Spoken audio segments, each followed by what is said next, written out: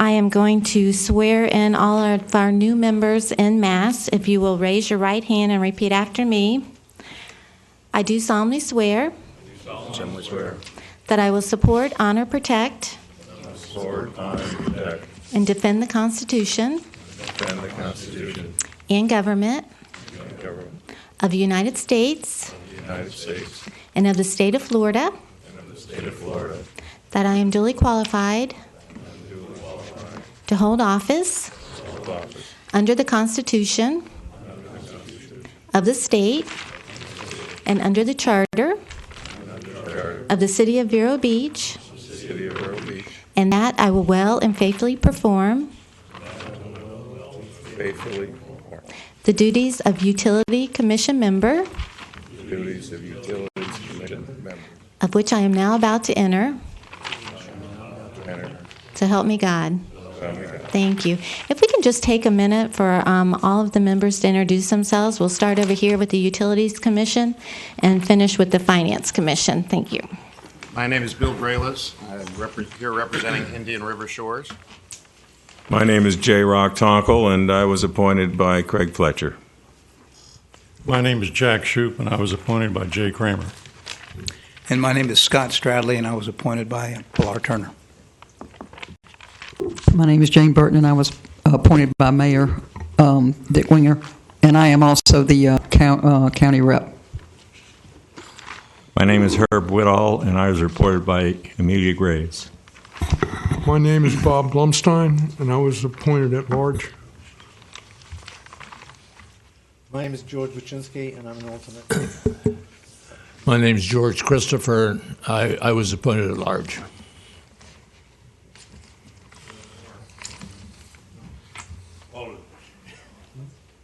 Go ahead. Who's next? Go ahead. I'm Peter Gorey. I was on the Finance Commission appointed by Vice Mayor Kramer. I'm Daniel Stump. I believe I was appointed by Craig Fletcher. I'm Glenn Brovon. I think I was appointed by Pilar Turner. My name is Randy Old. I'm an alternate. I'm Catherine Barton. I was appointed by Amelia Graves. Scott McCracken. All right, we have a piece of business before Peter and whoever the chair of the Utility Commission take over and run the meeting that's henceforth. We need to have a chairman of the Utilities Commission. You may nominate yourself. Nominations do not require a second. If there's more than one nomination, then we will vote. Only Utility Commission members can vote for the Utility Commission.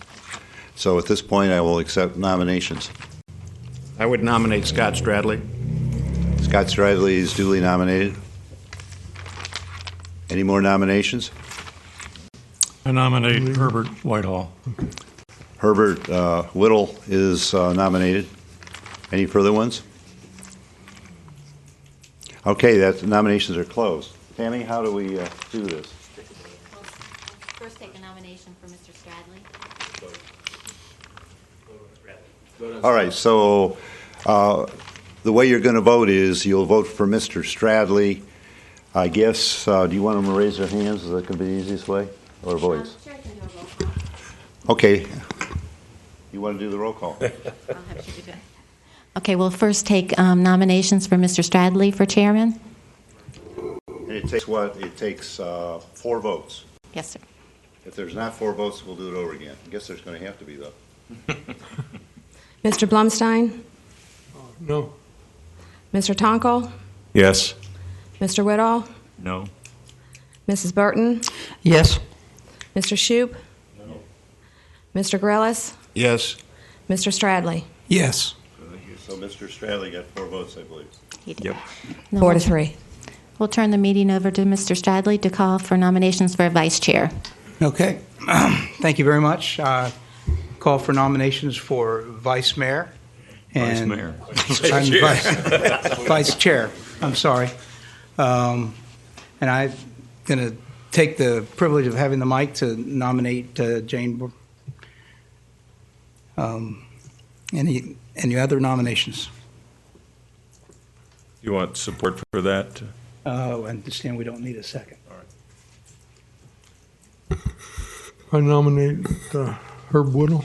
Okay. All right, any other nominations? Nominations are then closed, and Sherry, if you'll call the roll. Okay, this will be for Mrs. Burton. Mrs. Barton? I'm sorry, wrong one. Mr. Bloomstein? No. Mr. Tonko? Yes. Mr. Whitall? No. Mrs. Burton? Yes. Mr. Shoup? No. Mr. Grelis? Yes. Mr. Stradley? Yes. Passes 4-3.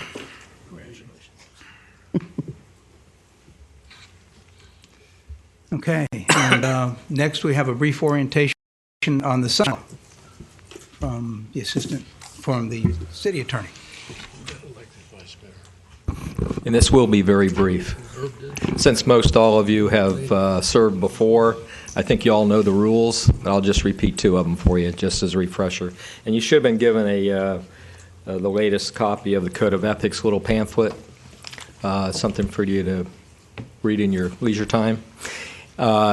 Just remember, if you ever have a question about public records or ethics or sunshine law and open meetings, just let us know, or Tammy know you have a question, and we'd be glad to get an answer for you. Let me just put a couple things on the screen.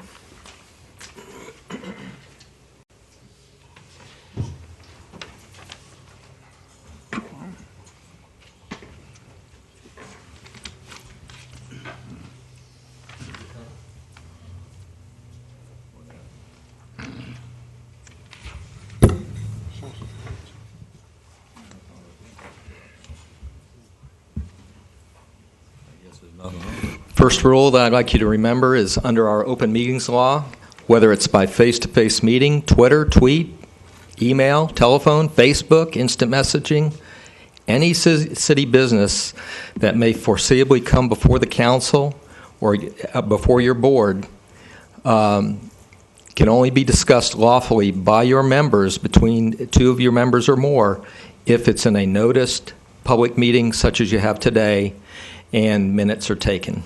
Otherwise, just avoid communications in any form between other members about business that's going to come before your board. Easy rule to remember.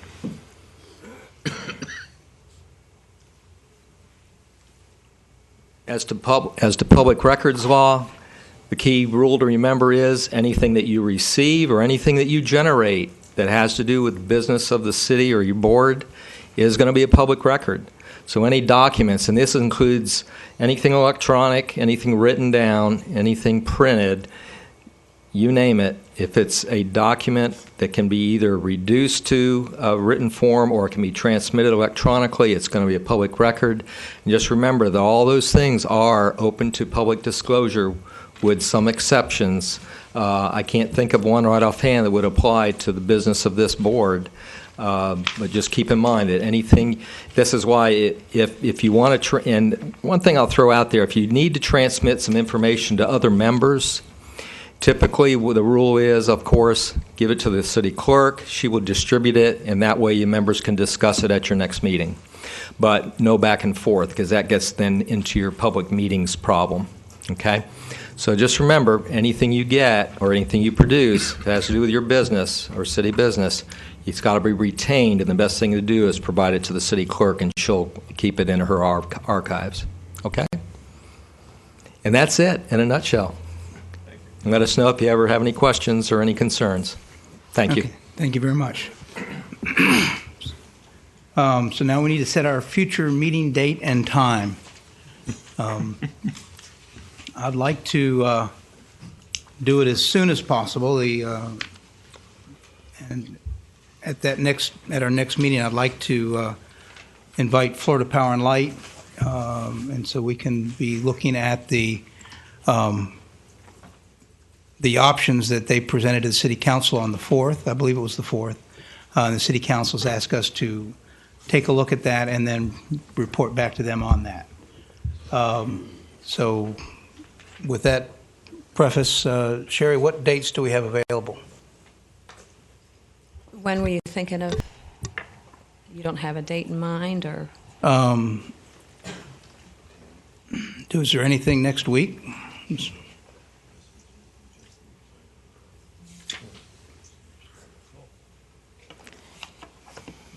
Actually, I'll be out of The town all 27th? next week. Okay, you'll be out of town next week? I will as well. Okay, so we could, The week after's fine. week after? We have Monday, the 31st, looks open, or Thursday, April 3rd in the morning. I prefer Thursday. 31st works. I can't be there for Thursday. You can't be, so Thursday then? Not till in the afternoon. It'd have to be in the afternoon. Okay. how does- After 2 o'clock. We have a P&Z meeting in the afternoon, so What that would time work. Thursday? Thursday morning, anytime. Thursday morning? Does that work? Does that work for, I mean, I'm, yeah, okay. If it suits for everybody else, then I'll have to make it work. No, What is the date? April 3rd. April 3rd. Thursday, April 3rd. And what time? 10 o'clock? Yeah, 10 o'clock. That, okay, Yes. all right. I got one suggestion. You're having FB&L here, and although this is after the mayor's meeting, could we have FMPA here too, so we get both sides of it? Since it's FMPA, we got to really work with to get over this. Well, I was hoping the mayor would give us an update on what happened. Okay. I generally I've invited FNPA before, and they've not come. We had to pay them to come, and we didn't have a budget for that. So I don't know that they would be here. But I think, Mr. Mayor, would you be able to give us an update from your meeting?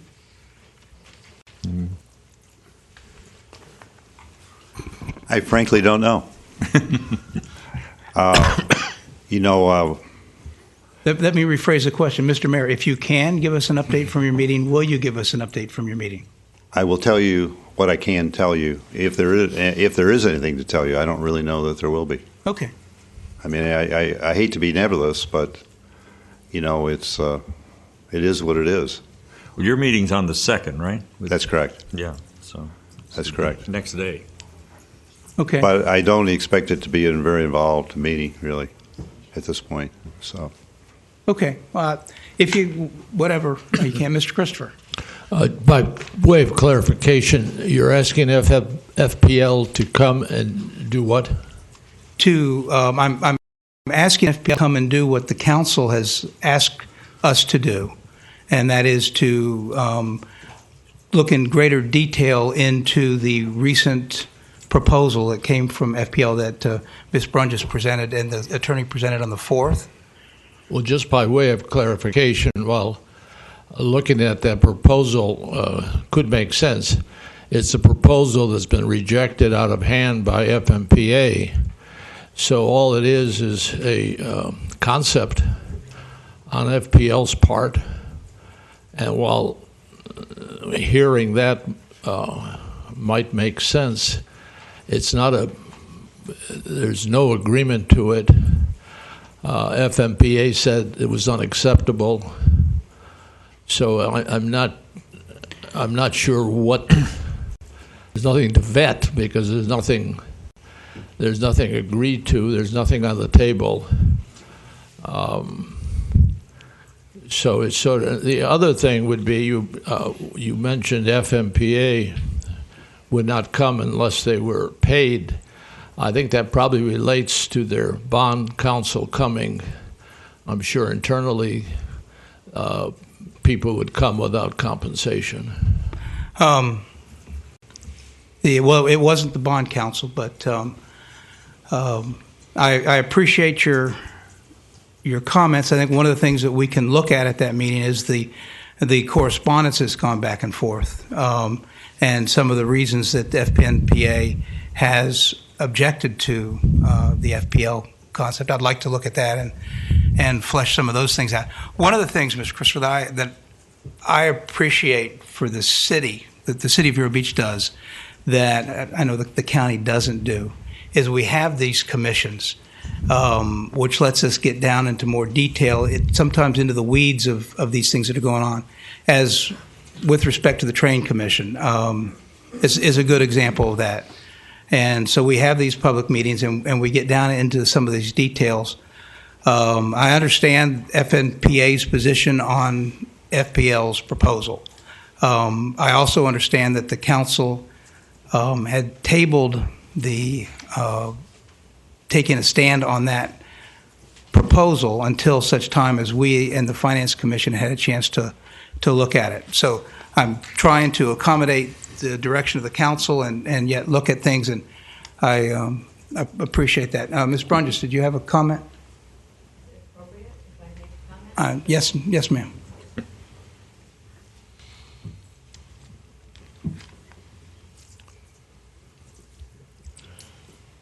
Thank you. Just a brief comment to clarify what we understand that FMPA is rejecting is the requirements that we put forth in order for us to pay them the $52 million.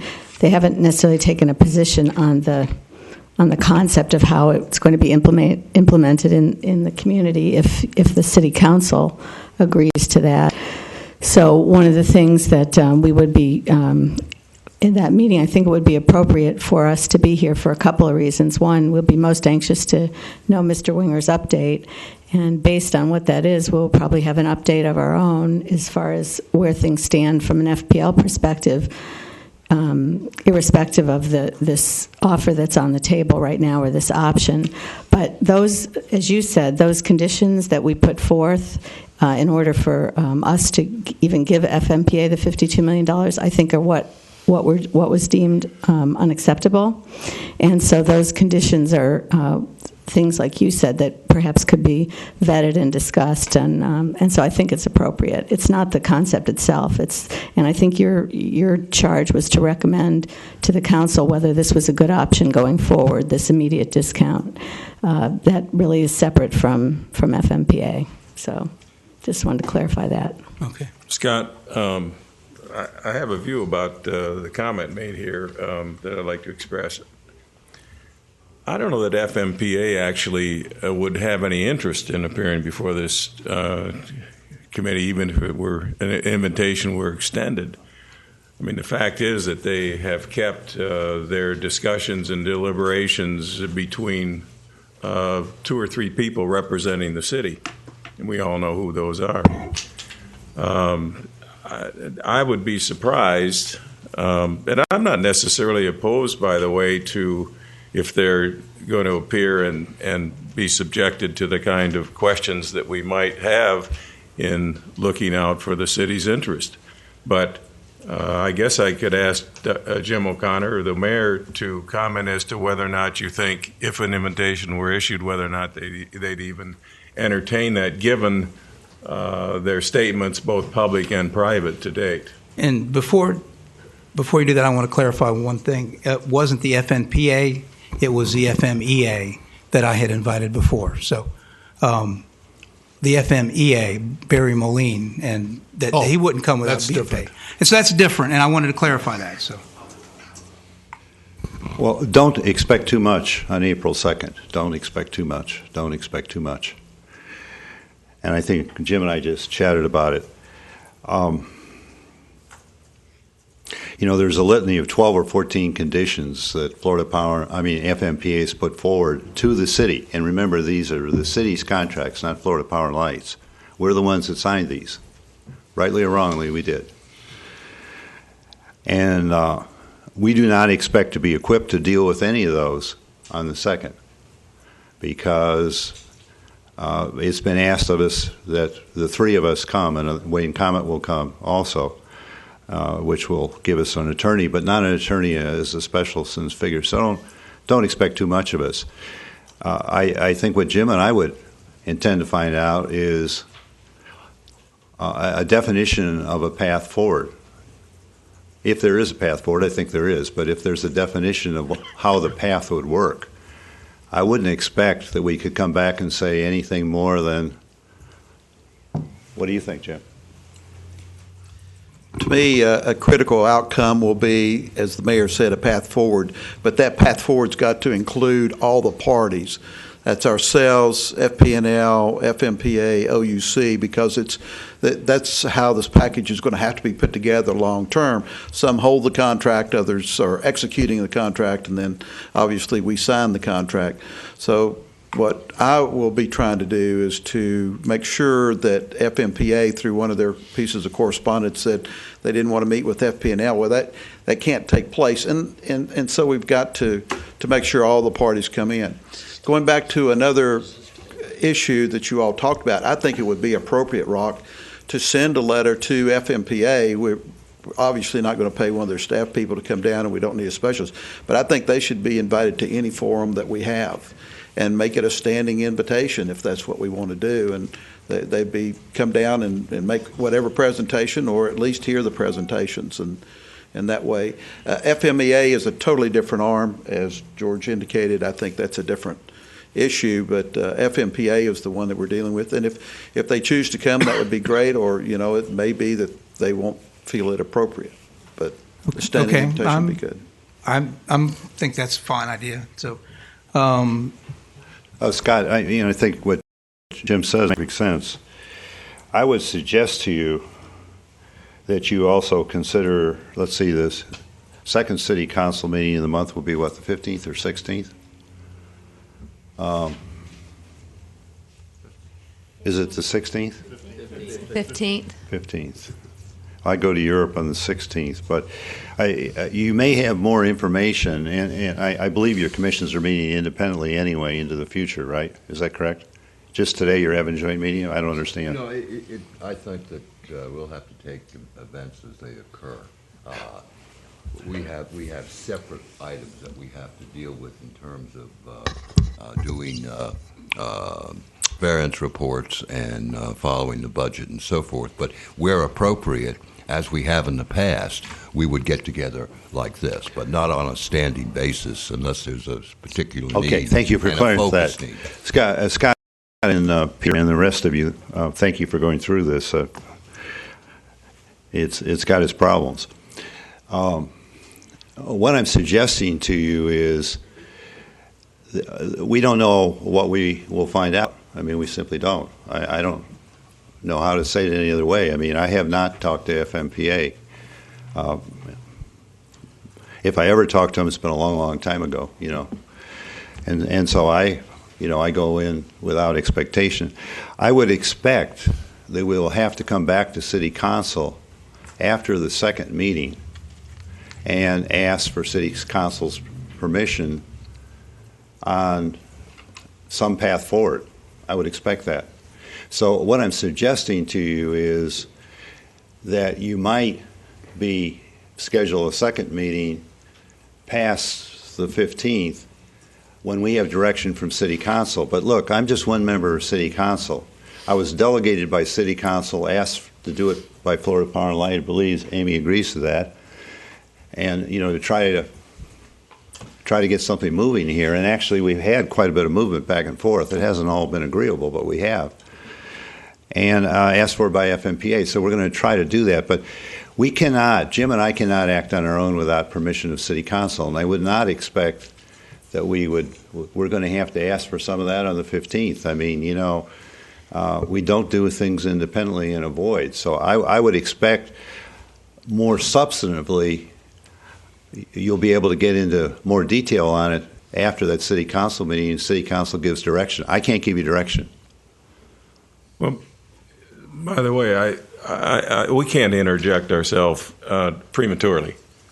I mean, the fact is that due to the fact that we serve the City Council, I think if we're going to make an invitation or offer an invitation, it would have to be at the direction of the City Council, first point. Second point, we can't do it prematurely, and it should come after the series of at least two meetings that the mayor has just spoken about, in my opinion, if it is to lead to anything, any meaningful kind of discussion. And we may find, by the way, that if the parties are moving closer together and they have the path forward, the need for them to present themselves to the Utility Commission will have been not needed. And I think we need to await the outcome of that. But just the idea that somehow they shouldn't be invited, I think, is a mistake, and it should be highly coordinated with the city manager, the council, and the mayor, in my opinion. Okay, I appreciate that, Rock. Well, I think we can give a standing invitation to the FNPA. These are open meetings and public meetings and noticed. And I'm willing to write that letter, or Jim, or who would you suggest would write that letter?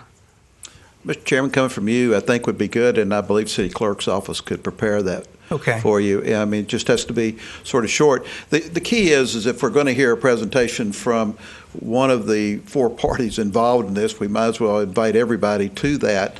And if this forum becomes the forum where we can have dialogue, I think that's the critical part now. We're sort of at that juncture that we've got to sort of bring the parties together, and from the city's perspective, we need to make every effort to do that, and then try to continue, because the dialogue, if we don't communicate, we obviously are not going to get to the end point. So we've got to open up all forums in that presentation, and I think that'll be a critical part.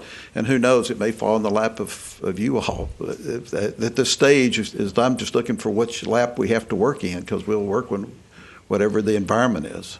Well, I think there was a lot more information that we could look at with respect to the proposal, because we don't have to deal with dog parks at our meeting. Or the other things that are good and valid, important city concerns. Mr. Christopher, I would really welcome your. I'm very glad you're on the committee, and with your legal expertise and looking and evaluating some of the contracts, and evaluating some of the FNPA's counterclaims that they're saying there are things under these contracts and these agreements. So hopefully you'll be able to. Well, if you're suggesting arbitrating between FMPA and FPL. No, sir. No, not at all. Not at all. I'm suggesting that we understand what Florida Power and Light is proposing. We understand, and then we look at some of the objections that we've seen. I think we've all seen the correspondence. I've seen everything up. FPL's letter, FNPA's 2 letters, one to FPL, one to the city, and then FPL's letter back to the FNPA. If there's another one beyond that, I hope I'll have it before the end of the day, and we'll all have that, and hopefully we'll all keep up with this correspondence. What I want to do, sir, is to look at, in the public, and so the public can access this information in detail, or not necessarily in great detail, but at least fully fleshed out. This is what the offer was. Because there's a lot of misinformation that gets, put out there. This is what the FPL's plan forward was. This is the reason. These were the conditions that they added. These were the conditions that the FNPA objected to. And so let's just talk about them. Well, I think, Mr. Chairman, the best person to articulate the FMPA position is FMPA. And I'm going to invite them, Mr. Christopher. I'm certainly not in a position to do so. They asked for $52 million. People said that was irresponsible, outrageous. The only person that can address that kind of issue is FMPA, if they choose to do so. The bottom line is they didn't accept it. Actually, I think if you want to get into a understanding of why they're apart, you need FMPA here. And I've already backed off my initial objection, and I'm going to be signing a letter to them probably tomorrow. I think we'll be able to sell tickets to this one. Well, I think if they come, I think we will. But we can at least look at their letters and look at the correspondence, look what's in the public record. I don't expect at this point to get any real revelations from Mr. Winger or Mr. O'Connor on the meeting just before that. So that being said, I think we have a meeting scheduled. Yes, sir. One more. I totally agree with the whole business of this is really between us, or between COVP and FMPA. FPL is a third party in this, which is very necessary, but not really a direct discussion party. But at any rate, number one on my list is where do I find these updated letters, either on the internet or getting a copy, and the 13 points they discussed that are in addition, because they're very important to learn about and start thinking about and so on.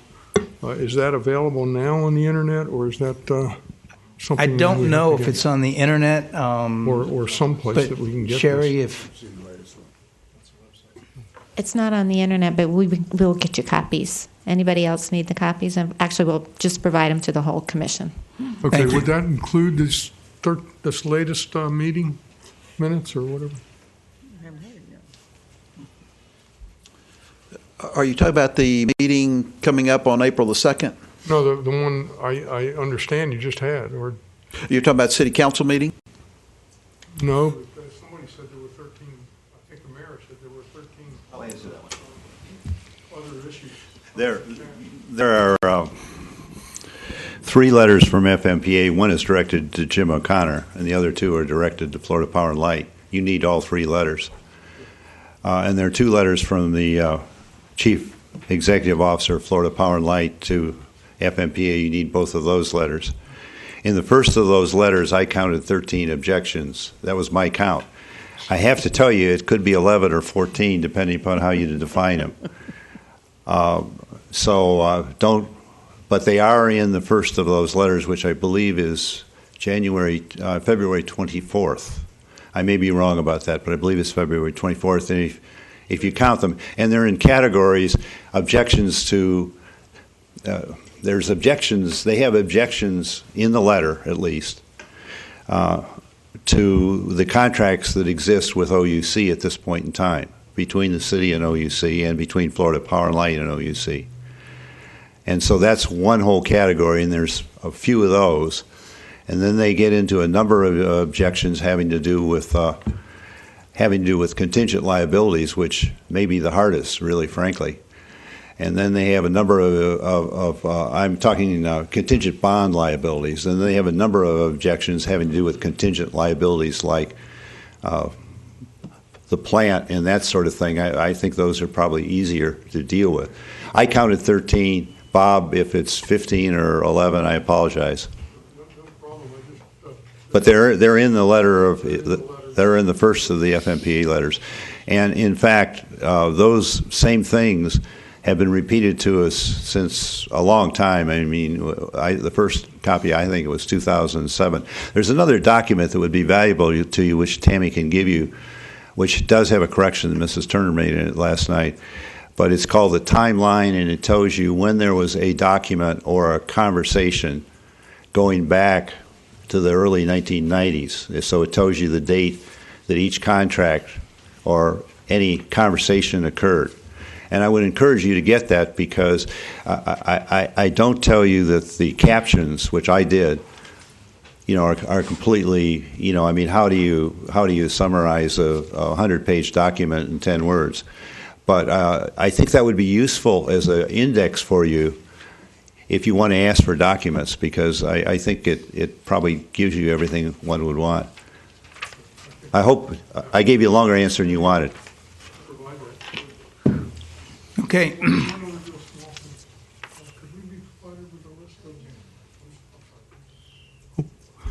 Could we be provided with a list of the members and phone numbers and so on? Appreciate it. Thank you. I think we can get a list, but I would prefer we not give phone numbers since we can't talk. Thank you, Other Mr. than Chairman. here. Phone numbers or emails, anytime you need to make information passage, it needs to go through the city clerk, please. But we can get It's nice to know who you're working with. there are little bios, and I asked for that for the members that I wasn't familiar with, and I found that useful. Thank you. So you can ask for that, and I think you just have. Appreciate it. Okay. I see Mr. Wilson looks like he's lined up for public comment, and we'll take that now, and then I have one more thing to add, and then we'll adjourn. Thank you, and congratulations for your election, I think. We'll see how it goes. My name is Charlie Wilson, P.O. Box 651114, Vero Beach, Florida. Two things. This commission was charged with two things, if I remember rightly. The first thing they were charged to do is to look at ways to save money, both in the short term and in the long term. That was a charge by the City Council to this commission. The second charge was to help educate the public, because it was very clear that the public was very unaware of a lot of the information that they needed to know. As I understand the commissions of the City of Vero Beach under its charter, it is to advise the City Council. The City Council has elected a representative to go meet with the FMPA. But as of this time, neither the City Council nor this commission has given them any direction or advice on consensus or any other item, so that when they go have their meeting with FMPA of what the position should or is, other than the single individual that is going. What FPNL had asked for originally from the City Council was simply a "we've got your back" resolution that says, when you're meeting with the FMPA, I want you to know that you have the direction of this council or this commission that the recent proposal by FPNL is one to be continued to be researched. That was tabled. It was tabled again last night.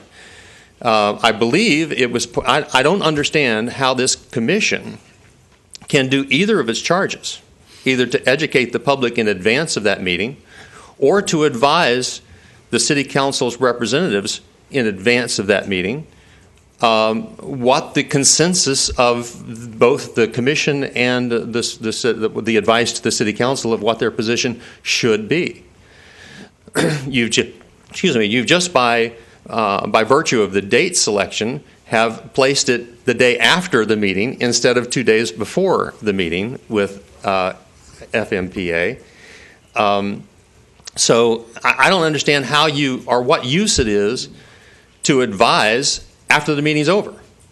However, if that's the time frame that you have to deal with, I can certainly understand that. But it is important, and it is important. I don't know how you can either educate people or assess ways of saving money if you don't have the information that FPNL had requested to be on the agenda last night and had requested to be on the agenda today.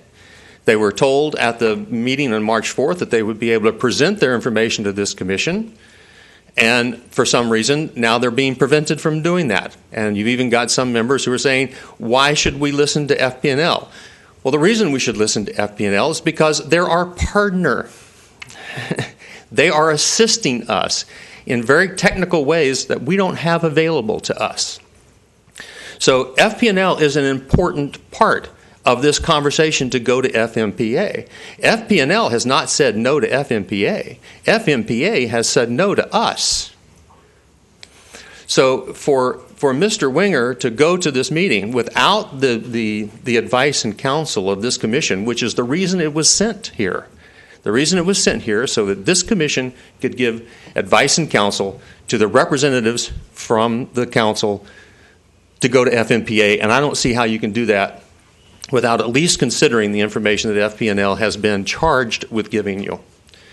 So even if you don't take some sort of vote, it seems to me that some consensus about where we stand, because all FPNL wanted to know is we're going to continue to fight this battle, and with the assistance, we're going to help the city of Vero Beach, but not if you don't want it, right? So the question then becomes, do you want FPNL to continue to help you? That's the question before you. And I don't understand how you can do either of the charges that you've had unless you allow FPNL to present the information to you. Now, as far as FMPA, I would love for FMPA to come here and speak for themselves instead of having Mr. Kramer and Mr. Christopher speak for them. I would love for them to be able to answer their questions directly. And maybe we can do this out in the open and transparently for a change. Thank you. Thank you very much. Mr. Christopher, do you have a comment?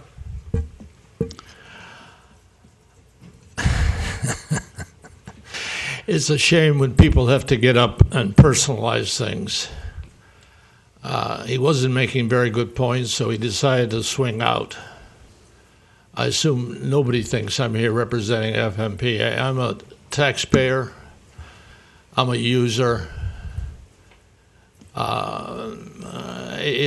Let's keep it civil, even if we disagree. Well, Mr. And I appreciate, Mr. Chairman, you're very much trying to do that. Thank you. And I can't account for everyone's thoughts, but my thoughts run along the line that you are not the FNPA's representatives. But there may be, I can't account for everybody's thoughts. So, Mr. Herron?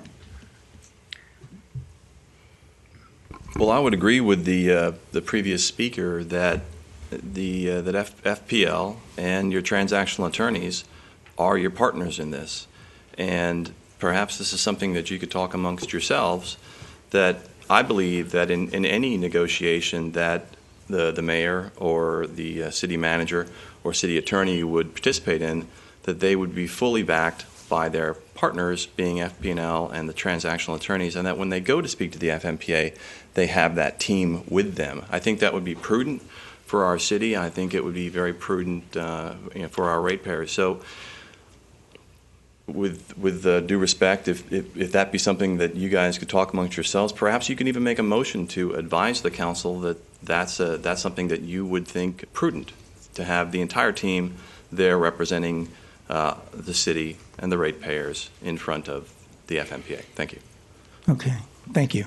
Well, that does lead a question. Jim, I understand that FNPA has said they do not want to meet with Florida Power and Light. That is correct. They sent me a letter signed by their executive director and advising me that they would be happy to meet with the city team, but they were not interested in meeting at this time with our transactional attorneys or with FP&L. And so, again, to reemphasize what I said before, one of my goals, hopefully, will be is that we bring this back in to all the parties have to sit down and talk about it. Maybe FMPA will give us the parameters in which they want to talk. I don't know. I can't second guess what it is that they want to do. But early on, FMPA did acknowledge that FPL had to be a part of the process. Our transactional attorneys, just by the mere fact that we have a contract with them, are an extension of the city, so therefore they're going to have to be a part of that process, or however we work out who our consulting partners are in that deal. But FP&L obviously has to be a player at the table. I don't recall in the letter reference to the transactional attorneys. Did I miss that, or did that get communicated to you? That got communicated otherwise. Otherwise, all right. Thank you.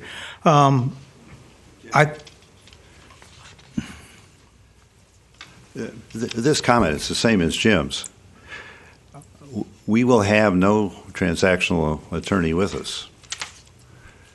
We will not be equipped to do any negotiation, or do Jim or I or Wayne plan to do any negotiation. We're simply trying to figure out if there are to be no negotiations, how they would occur. Nothing more than that. I mean, we're simply not equipped. If we don't take I don't think Wayne views himself as a transactional attorney. Do you, Wayne? Not this kind of transaction.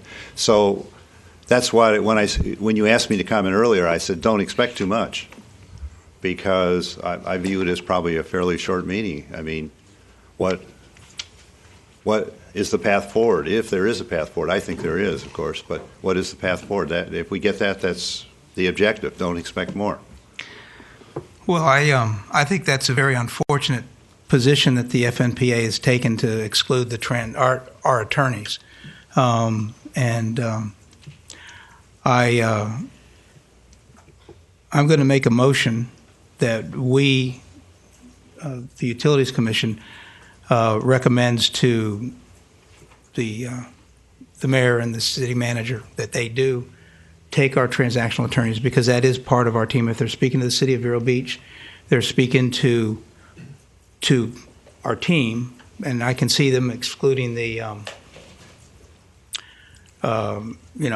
FNPA for whatever reason that they have, but I can't. I think it's completely inappropriate to exclude our transactional attorney.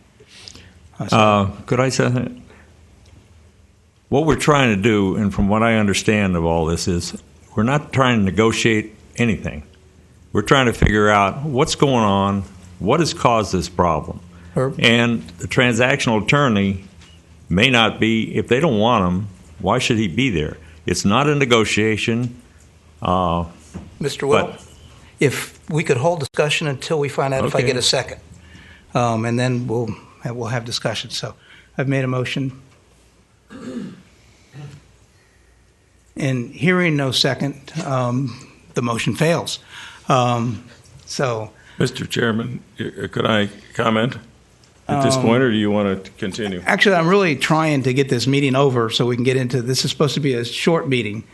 I'm not concerned about that. I'm concerned about the issues and the facts and the deliberations that need to take place. I think that's much more important than adjourning this meeting prematurely. Okay. I'm sorry, I feel strongly about that. Well, that's fine. That's fine. What I don't understand is the objection to not having FPL make their presentation to the Utilities Commission today or the Joint Committee. I think strongly because I'm sorry, Rock. What happened is that you want to put your microphone on? The agenda is that we're charged jointly, and the reason we're having our financial advisor here, the reason we're having the heads of departments here, is to see what we can do to lower rates immediately. Having said that, we have to then come up with recommendations and considerations, we jointly, which is the reason it's a joint meeting. After we address those issues, I'm more than willing, and I think the chairman is as well, to open it up as long as you want to talk. But we really wanted to get, because some of our members, frankly, have commitments and on the Finance Commission, as well as having all of the the number of department heads here to respond. I'm not saying we shouldn't do it. I'm saying that when we have the joint meeting, then all of us can speak. And if we want to make motions, we can both make motions. We can't vote here because we're not part of this meeting. Do you object to FP&L making a presentation to this commission on April 3rd? Pardon me? Do you object to FP&L making a presentation to us on April 3rd? I'll have to ask the commission what their when we readjoin at the end of our critical business, we will address the issues and entertain a discussion of it amongst. I'm not going to give any personal opinion of mine. It's not me. I'm just one member of our entire commission. Peter, I'm not making it personal. Simply, you were representing the view. Who set the agenda for today? The City Council. And excluded specifically FPL in setting I that had agenda? a discussion with Mrs. Brundis, and I said at this meeting, the joint meeting, after we deal with our issues, we will bring up a motion to address the sale, but it's the pre-sale piece.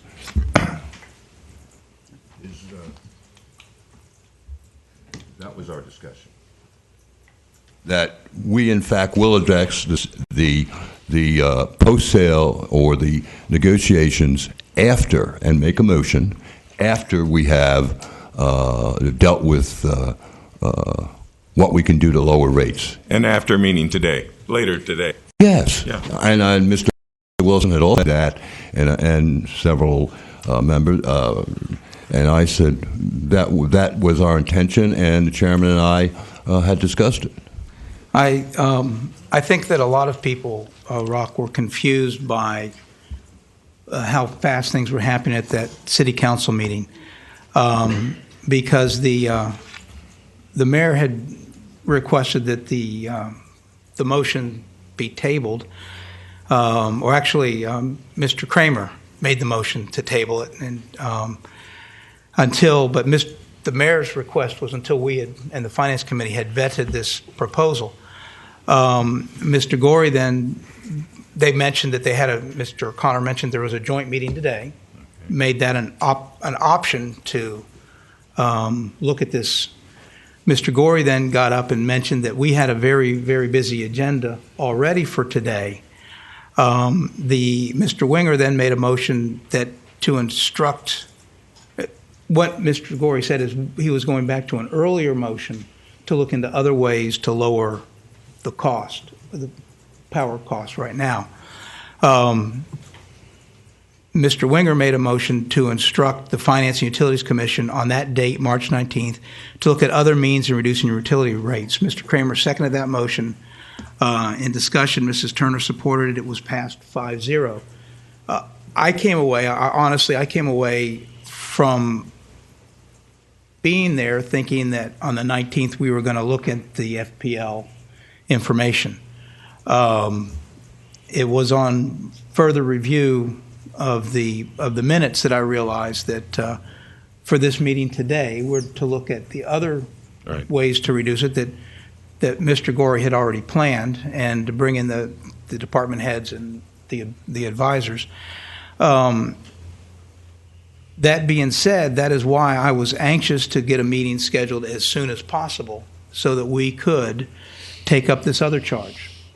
And the third, which is unfortunately, with respect to the public comment, after the meeting, but that's the earliest date that we could have a full committee.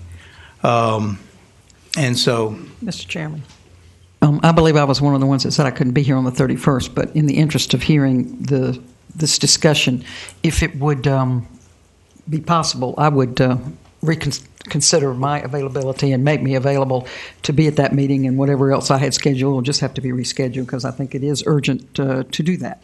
And so I would withdraw my objection to the 31st.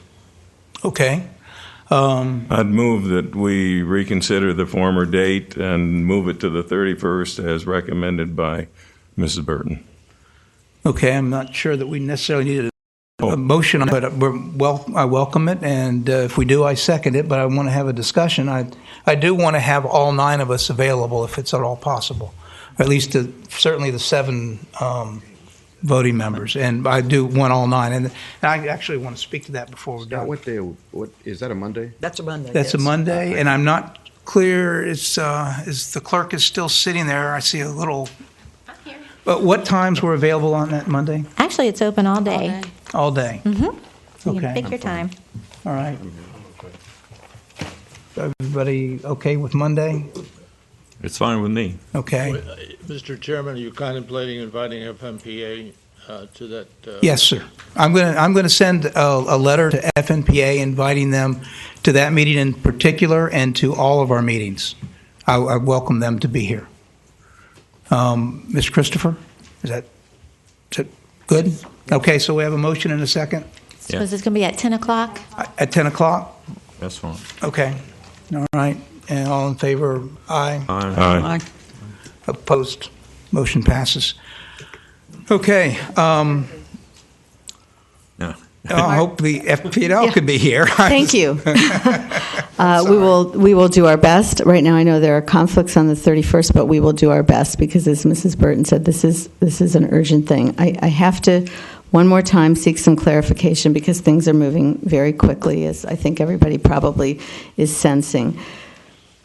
When we left the last meeting on March 4th, there were 2 things that FPL walked away with. One, that it was tabled, the discussion whether to support the $52 million plan, and that we were it was going to be vetted by the Finance and Utilities Commission at the next meeting, which is today.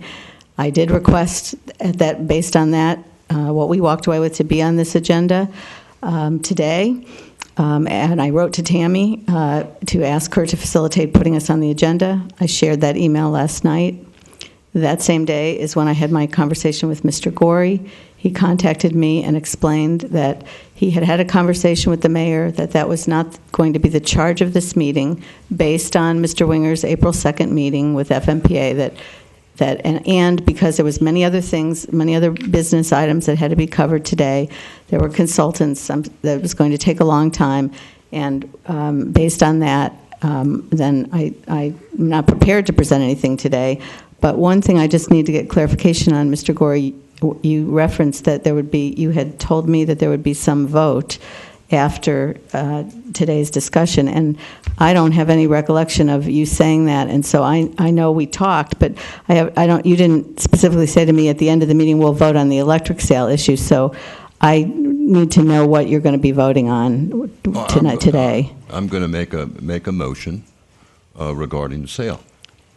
In what context regarding the sale? That the parties, all parties, work together for mutual benefit in order for them to have a swift conclusion of the sale to the benefits of our customers, our city, and our taxpayers. Okay. I just wanted to know what kind of action was being taken today, so I appreciate that. We can't be at the moment. Anyways, thank you for allowing me to clarify all of that. And March 31st, 10 a.m. is where we're at now, and I will confirm that with Tammy this afternoon, and we'll make it happen one way or the other. Thank you. Just to clarify what Mrs. Brun just said, there is an inaccuracy in it. I have had nothing to do with what the Finance Commission hears or doesn't hear. What City Council made a motion for was the motion put forth by Mr. Kramer as to financing the lower rates. That's all I know. So, anyway. Okay. With that being said, we're 57 minutes into our very, very, very short meeting. And I apologize for that. I do want to just say one thing before we adjourn. The way I have run the utility commission, the prior utility commission, there are 9 members, and all members have an equal say in discussions of everything. 7 members vote.